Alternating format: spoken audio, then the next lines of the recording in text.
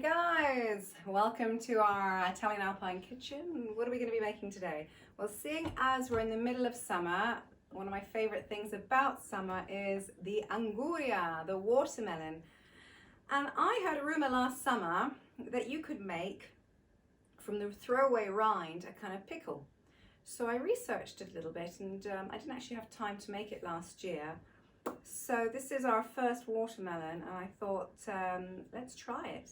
So this is a complete, we've never done this before, we're trying it new and you guys are coming along for the ride. So basically, as far as I know, it's not too complicated. It's similar to doing the pickling of the cucumber, but with a little bit more sugar and with spices here instead of your mustard seed and dill and peppercorn. So first thing you have to do is you have to eat the watermelon. That's a really difficult job and somebody has to do it. Delicious. So if you've got some people around, get everyone to eat your watermelon, but try to keep the rinds as pure as possible, as in don't be chewing on them. So with a knife, I'm going to cut away at all of the pink. Apparently, in every recipe that I've been researching, you really don't want to have any of the pink. You want to keep the rind as white as possible, and you also need to cut away at the green outside skin part. So this is my first time doing it, but I've heard that this is supposed to be, yeah, that's working. Okay, so the vegetable peeler is actually doing a good job. So I'm going to finish doing that and then I'll come back to you. All right, so I have stripped the watermelon from its dark green rind. It wasn't as easy as I thought, guys. It took a little longer and one of my helpers cut themselves. So I would definitely recommend caution. But now it's all done. I've weighed out about American pound, about half a kilo of the rind. I've tried to take as much of the pink off as possible, but I kind of want to leave a little bit on because I'm thinking, I don't know, is it going to taste nicer? I don't know. So I'm leaving the pink on. And I had one of my researchers, it's a very big production here of Be With Us, do some research on the watermelon. We found out a few amazing facts. First of all, it's 92% water. And it's extremely good for you. I'm not going to bother telling you all the goodness that it has in because you guys could easily look at that up online yourselves. But it has a plethora of health benefits. It's really a super food, and its relatives are the cucumber and pumpkin and the squash. But we could have guessed that. And one of my favorite facts is that the first American cookbook to be released had a recipe for pickled watermelon rind, which I think is really, really interesting. Look how pretty that looks.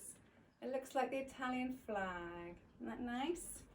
And what else? What other facts do we have? The Egyptians, apparently, the oldest record of watermelons is the Egyptians. So we're talking 5,000 years ago. So that's quite crazy. And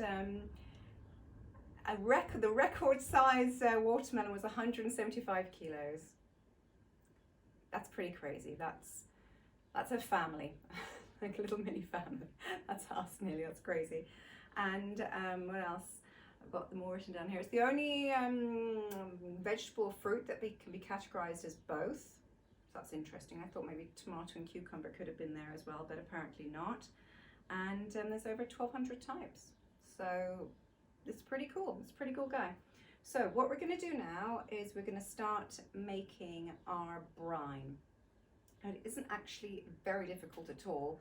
So if we think half a kilo or a pound of those guys, and then it's just a cup of vinegar and a cup of water. About half a lemon, which I have cut here in advance. And sugar, we're doing also a cup of sugar. So I've got the cup for that over here. And salt, we're doing a 1/4 cup of salt. I've decided I was going to go for the coarse grain, but now I'm going to go for the fine grain, just in case. and I might do a mix. I'll do a mix. And then the last thing, the really cool thing, is the spices, which I'm kind of excited about. Now, lots of recipes are recommending cinnamon. The main reason we're not putting cinnamon in this recipe now is because we don't have any. So we have, I think we have maybe one stick which I'm saving. It's one of a really, really good stick that I'm going to save for when we do mulled wine in the winter. So I'm going to use star anise. I love star anise. I think it's amazing. I'm going to use that in lieu of the cinnamon. And we've got cloves, which we're going to use as well. And I'm also going to use these guys here called allspice, which I didn't see anyone else using. They're, probably can't see it now, but they're tiny little berries, little hard berries, brown guys, and they're absolutely delicious. So I'm going to use about 1.5 teaspoons of cloves, 1.5 teaspoons of these guys, and 1.5 teaspoons of the star anise. So basically what we're doing is we're taking our cup of sugar, and we're adding it to the other 2 cups, and then we're getting it to the boil, and then adding the stuff in. But to make it a bit more interesting, I'm going to put it all in here so you can see exactly what's going on. So we've got our vinegar. I've actually used half white wine vinegar and half apple cider. Then we're going to put our water in. It's looking good. Look at that. And then we're going to use, I've used a lemon. Yep, sorry. I didn't take the seeds out. Maybe I should have done that, but it doesn't matter. And then our sugar. And then our quarter salt. So we're going to do 1/8. You can't get 1/4 of a quarter. Oh, what movie is that from? What Irish movie is that from? You can get 1/4 of a quarter, and it's 1/8. So this is about, that's about right. Cool. And that's it, guys. It's really not too hard. It seems like a lot of salt, but I'm sure it'll be fine. Woo. So I'm going to boil this for, well, basically some people soak the rind overnight and then they only boil it for 10 minutes. Some people prefer it less hard, so they boil it for 50 minutes. So we're going to do a via nel mezza. We're going to do a road in between, and I'm going to do about 20 to 30 minutes boiling, and then I'll show you what happens. So this is the finished product, guys. We boiled it for about 20 minutes, half an hour. You don't want it to be too smoogy, but you definitely don't want it to be super tough. And then we just poured them into the jars. That's it. I'm going to go and boil them up now for the usual 20 minutes in boiling water. The only thing I'd say is when I tasted the brine, it felt a little bit too sour for me. The vibe that I'm getting from these is that they're a little bit sweet and sour, maybe a little bit on the sweeter side. So I added probably about another 1/2 cup to 1 cup of sugar. So I would definitely do that. And I actually took out some of the spices because I felt it was quite strong. That's the only changes I made. Really looking forward to trying these in a couple of weeks. And I think at Christmas it will be quite fun to be eating watermelon while there's snow outside. Yeah, I don't know, I might incorporate this in our summer chutney. It's quite exciting.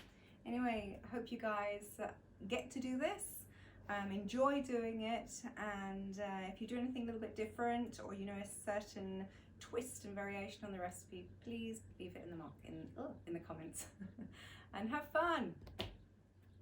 Hey guys, we had to come out and show you in the light of day the color of this finished product, the jar. It's so pretty. It is so gorgeous. I'm just delighted with it.